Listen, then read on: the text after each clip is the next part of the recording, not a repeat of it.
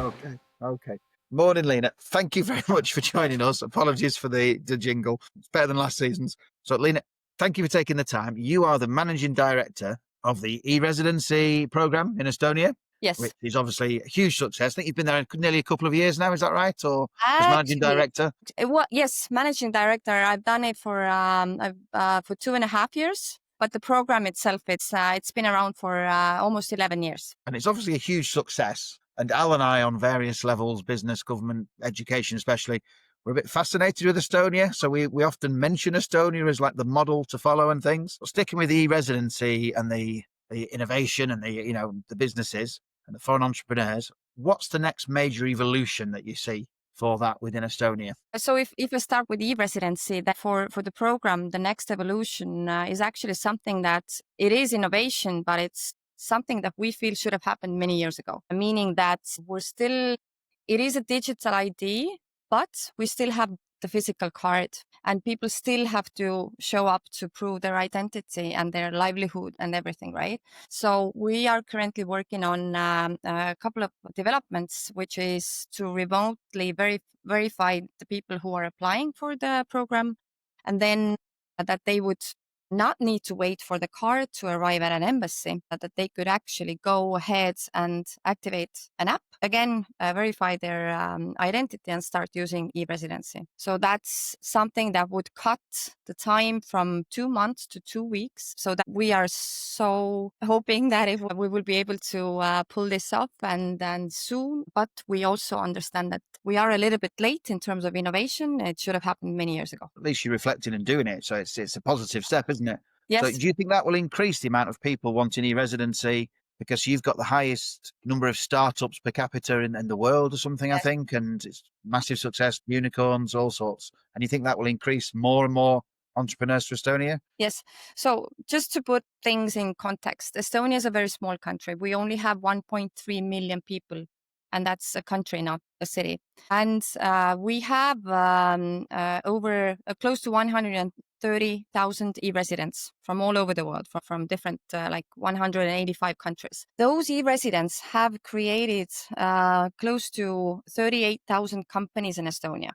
And again, I know for you guys, this number probably isn't that big, but for us, it's every fifth company created in Estonia is created by an e-resident. Close to 40% of our startups are either founded by an e-resident or they're somehow connected to an e-resident, either through their boards or their supervisory boards. So this is the ecosystem. And now, while we hold the Guinness, like the world record, how fast you can actually establish a legal entity, which is 15 minutes. We did it in London. But the fact that you still need to wait for the card, that prolongs the time. Now, we have researched that if the time were shorter, like I said, so it's an average of 2 months. Now we cut it down to 2 weeks. Then we would have 25% more companies created by e-residents. Just because we call it, like, when you start off, you're so excited, you want to do it right away, right? But if you have to wait, then you're like maybe having second thoughts, or you're exploring another jurisdiction. So we are very excited for this development because we know that this would bring us more companies, more people interested in trying out, testing their ideas in Estonia, and just benefiting from the any. So Could you Liina, summarize? Oh, sorry, go on. I was just interested on the point that Liina was sharing there. For those listening in, the natural thing from a business perspective will be one about thresholds. I don't think there are thresholds in terms of assets applying across there. And then you have a digital nomad visa, which I think means you just got a basic minimal level, 4,000 or 5,000 euros a month income. So those listening thinking, well, this is a really welcoming space, a space that potentially, card permitting, I could register and have my enterprise and innovation working within a day at least, for sure. What's the biggest draw for a business to say, I want to create an Estonian hub? Is it the ecosystem? Is it the tax incentives? Is it the access to like-minded services and peers within the space? What do you see as your call to action? You've named it all. It's a combination of different. Oh, there we go. Then that's the end of that. No, but I will dive into this. Like, so there are other e-residency programs around the world. Like, some other countries have tried to, they have their own systems. The fact that we are still unique and still don't want to sound arrogant, but we are unique because of the Estonian digital ecosystem. 100% of all of government services have been digitized. There's nothing left, right? Of course, we can make it better. We can make it even smoother, like seamless, more seamless, but everything has been digitized. All of the systems. Most of also private sector services that are relevant for entrepreneurs have been also digitized. So you can log on, you can do anything. Banks have recognized the governmental system of digital ID. That's the safest there is, the most secure. So combining this, you can do everything and anything digitally. You don't ever have to come to Estonia. We have so many residents who have never been to Estonia. So that's one. Then the ecosystem of the startup mindset, like this different waves and positive spill-offs of, you've probably heard of Skype, right? Skype was born in Estonia. Then from Skype grew the other layer of unicorns, which is Wise, also based in the UK, Pipedrive, Bolt. So these companies, and again, like from there, there's a new wave of new investors and founders. This is the ecosystem. Everyone knows everyone, and we're all super, like, we want the others also to succeed in terms of connections, in terms of investors, in terms of employees and the talent. So that's the ecosystem part. Now the tax part.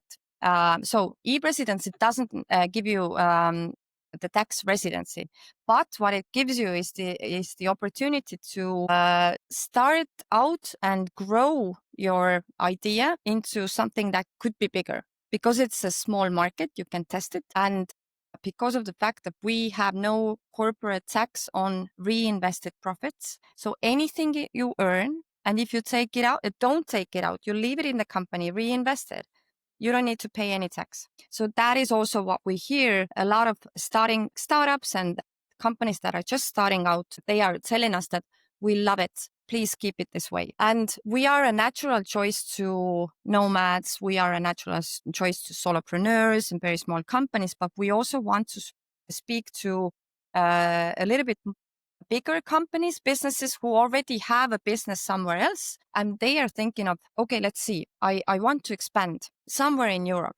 And for these companies, we want to be the first choice. So as a program, we're not going necessarily after big foreign direct investments, but we are going after businesses who are looking to expand. They have this idea already in their heads, and we want to be this ecosystem, like-minded people, also sort of like a government guarantee, right? So because we are a government program, then they feel safe and secure to try and to test different ideas out. So you're selling it to me at the moment, Liina. I'm sitting here thinking, I like the idea of this. The next wave of question then is, firstly, if you're trying to encourage business to grow your ecosystem there, and I absolutely fantastic, you've got an all digitized government, although all digitized doesn't always mean perfect. And Matt and I would say quite often from an education, a skills perspective, Estonia is held up as one of those gold standards, follows in with the PISA rankings that I'm not necessarily a fan of. But how do you within Estonia align the aims and opportunities of your children going through education with a digital economy that you're trying to grow at scale? How do you connect the two to make sure there's a place and space for them and all the jobs aren't in the cloud somewhere else in the world? Difficult question. I have 4 kids myself. I think the PISA rankings, of course, this is something that we are very proud of. And I have this discussion with my kids very often that when they tell me that the grades aren't the most important thing, and then I tell them that, yes, I do understand it, but I also need to understand, did you get it? You need to have a system for that as well. And now when it comes to digitizing, I think it's mostly about the skills that they would acquire, that all of the school system need to also keep up with the pace in terms of different tools, new tools. And especially now, this isn't my specialty, especially in terms of AI and how kids are using it and to what extent, right? So, but to give them the skills and then teach them to critically assess what is given back to you, right?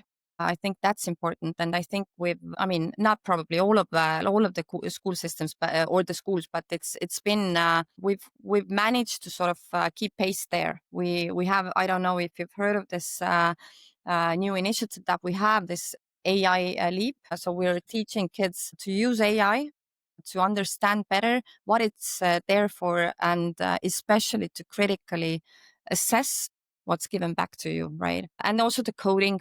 Again, not everyone is coding when they start school, but there's an opportunity for the parents to choose what they want to give their kids additionally. So we all know from a historical perspective, you had a good reason some years ago to pivot on your economy, your education, your offering, and that separation from Soviet Union and that kind of growth of the region. Do you think one of the strengths of the Estonian economy now is its ability to continue to evolve quickly? And that example of how there's been a quick shift into the delivery of AI education within the classroom is something that many countries are still grappling with. They're still trying to set the rules of what you can't do before they think about what you might be able to do. There's good instinct there, but the pace of change is too slow. Yeah, I knew.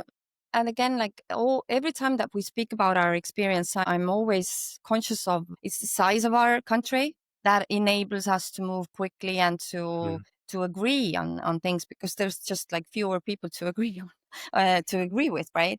And I think that's definitely coming from the Soviet Union, or regaining our independence and finding ourselves with all of the opportunity and not that much of, like, we were a little bit forced into this digitization path because we didn't have enough money, right? So we had to start developing the systems ourselves. So this way the government created demands. They also saw right away that there weren't enough engineers. So they subsidized IT and education. There were massive campaigns to drive girls to science, to subsidize this education so that our own people could join the companies and then develop the systems. And this has been this sort of like a circle. This gives Estonia something to talk about. We differentiate through digitalization. This gives our companies something to sell. So they would sell the experience, right? So we support each other, the private public sector, and then also academia. I think the first experience the kids get of the digitalization is through the systems that they also need to use at school. There's a e-school, a system where the parents log on, the kids log on, and then they see all of the grades are there, all of the homework is there, all of the notifications are done through that system. Kids are taught and required to talk to the teachers through the system. So they will get the first experience of that notification, different things. Also, there's a funny story. There was a kid who was at the final grade, like the high school, like the last year. And then he turned 18, which is a legal age. And then he approached the e-school system saying that I want my parents off of my account because I'm a grown up now. And this kid was a very good student. Like there was no problem with the parents not seeing his grades and all of the things that were going on there, but he wanted to be a grown-up. He wanted to take responsibility and he wanted to own this thing. So I just know this story. And at first it's like, why? And then you understand that he just wants to experience a grown-up version of himself in this digitized world and take this responsibility and have his parents kicked out of his e-school system. So that's a story, right? This was his legal right? So that's an interesting story also. Can I, you just mentioned something going back a bit, that the parents and the children get to choose about add-ons, like additional little bits that they can use, like coding from a young age? Yes. So what other things this is in addition to the mainstream education curriculum, so they can choose add-ons. What's the other offers that there are different things, like you can robotics, that's more popular. Like some kids, like then there's a private initiative called Unicorn Squad, which is only for girls. They would basic engineering stuff, also like how to even what's the word, this is my third language, English. So they would learn how to even build robots, like physical hardware stuff on top of coding. So there are different programs offered. Usually the parents need to pay additional money for this, but they are run at the school. So after the classes are over, they can stay in the classrooms, and then take these additional courses. There's debating, there's sports, there's different things. But in terms of science, But that's coordinated across the country. It's not. Yes. individual schools?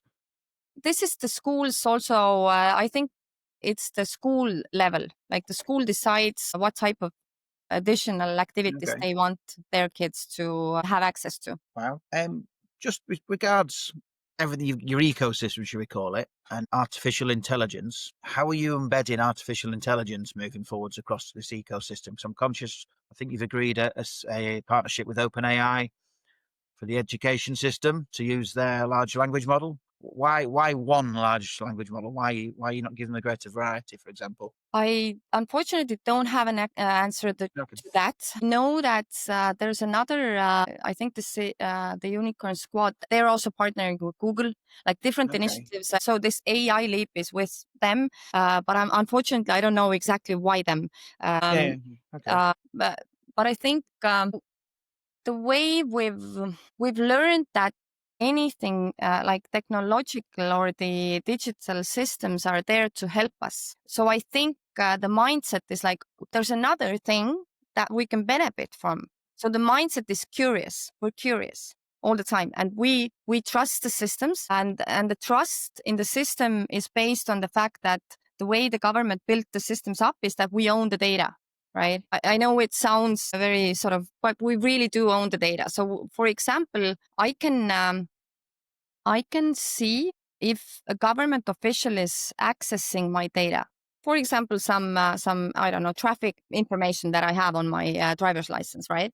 And now, if I'm thinking, okay, why is this police officer often looking at my data? Because I haven't done anything wrong, right? And now, if I ask for why they accessed my data, and if the police doesn't have a very good explanation, then the police officer is either fined or they're fired. And these cases of I don't know, public officials sort of going into people's data, it wasn't widespread, but there have been back in the history some cases that were brought to the public opinion or the public space, and we learned about them, and this gives you the security of I own the data, I can ask, and there's consequences. So there's trust in technology, and I think most of us are like optimists in terms of technology. I like that. It's a distinction there, isn't there, between having data ownership but also having data transparency, and it's probably the transparency that societally provides more confidence if you really believe that you know how the data is being used for you as well as against you potentially. So that's an interesting one. I think as we kind of follow the loop on our journey, and understanding that your role is, or your primary role is around providing a welcoming opportunity for business, technology, innovation to join the Estonian ecosystem.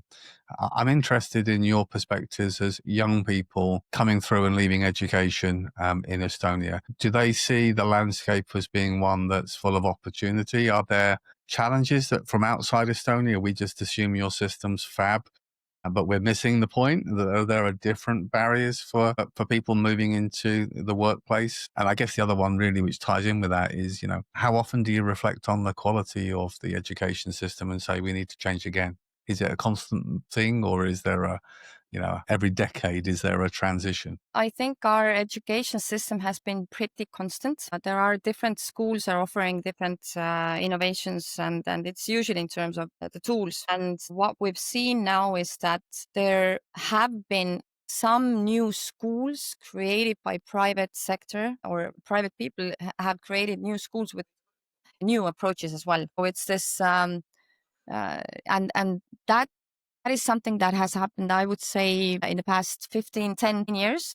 And then again, like, this gives parents more opportunity to choose between what they want for their children. But I would say that it's been pretty constant. And I guess we take pride in the fact that we do excel in some of those rankings and tests to prove that it's working. The parents are very, very much concerned about what is it in addition that you can give your child. So, for example, and again, it's nothing special, but my son, the oldest son, turned 17, and it's the first month He is not in Estonia. He is now in Belgium for an exchange year. And the reason why we decided to go through with it was for him to acquire another, like a third language that would be completely and utterly there for the rest of his life. And he had a chance to come back and take all of the tests at the end of the school year to be able to join his classmates, sort of like skip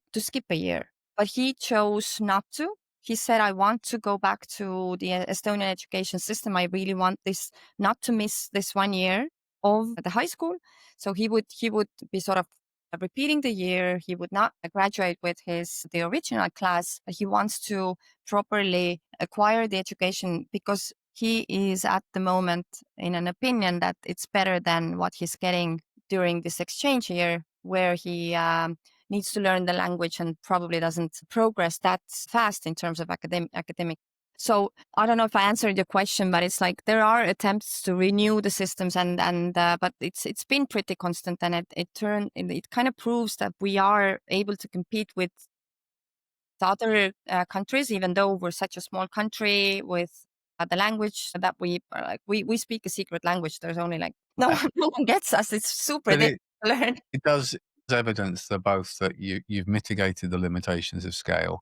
You use scale to your advantage in terms of change. Yes. The external optics are to look at Estonia as a beacon of being able to transform quickly, and there's clearly lots of evidence that supports that. And when we talk about the PISA rankings, my critique is not the fact that you've got young people acquiring a good base range of academic understanding and qualifications at age 15 through the system. The challenge has always been, what about the rest of the things they need to acquire to be a rounded person? And clearly you're already looking at how those layers feed in as well, with AI literacy, digital citizenship comes on the back of that, and those other things. And I think that's where we like to look out and learn lessons, Liina, that we can take back and think maybe we could do things differently, and it's not as hard as we think. I mean, just in the UK, and certainly if I think of government in England, and the ability for a piece of data to move from health to education or the other direction, impossible. And those are some of the biggest barriers. My neighbour's just going through this, John, and they missed an appointment for his cancer because they missed the fax. So the fax was sent, but there was nothing received. And you're like, sorry, did you just say fax machine? And it's like, that's a reflection on England and the NHS in some part of it. Compared to we have our challenges and we have our strengths, but it's frustration. But it's really good to see the differences there. Is there anything else on the radar that you want to share?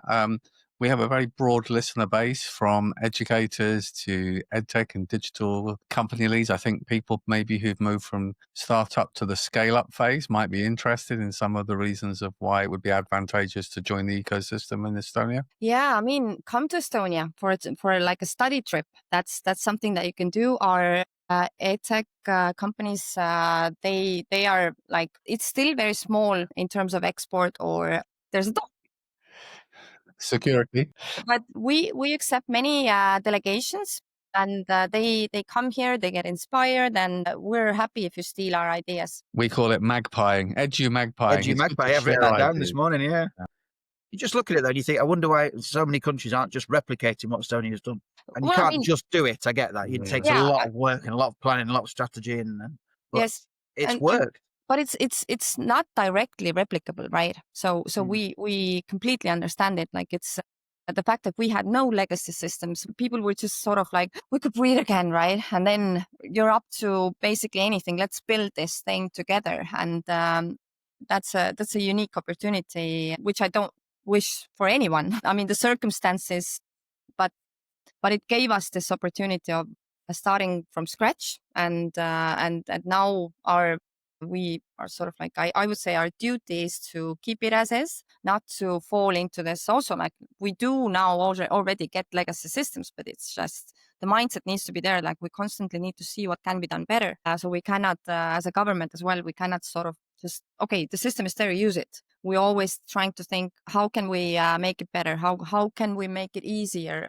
We have this once only principle. Like, if you have given information to the government once, no other government institution should ask you for the same information. It should already be in the system. It should be pre-filled. So these things. I'm just chuckling here, thinking right now, with a deadline that starts in November in the UK for the first time, we're asking people who are listed as a director of a company on Companies House, the main body in the United Kingdom, have to actually prove their identity, because up until now, it seems almost a trust-based system. There will be many tens of thousands of people who aren't real people listed on Companies House again, but at least we're moving slowly in the right direction. Yeah. Liina, last bit from me, for folks listening in, where's the best place to go to learn more about your opportunities for organizations, whether it's investors, the e-visas or whatever? So it would be our website, e-residency.gov.ee. So that would be the best place. We have the blog where are different, like whichever, if you're an NGO, we have many different sectors covered. So that would be the best place to get acquainted. And we're present on all of social media platforms are as well. So my team is making funny videos of how to become a digital entrepreneur. Well, if they need any help with jingles and intro tunes, tell them to reach out to us. I will. Thank you so much for having me. Our absolute pleasure. Thank you for joining us. Yeah, thank you so much.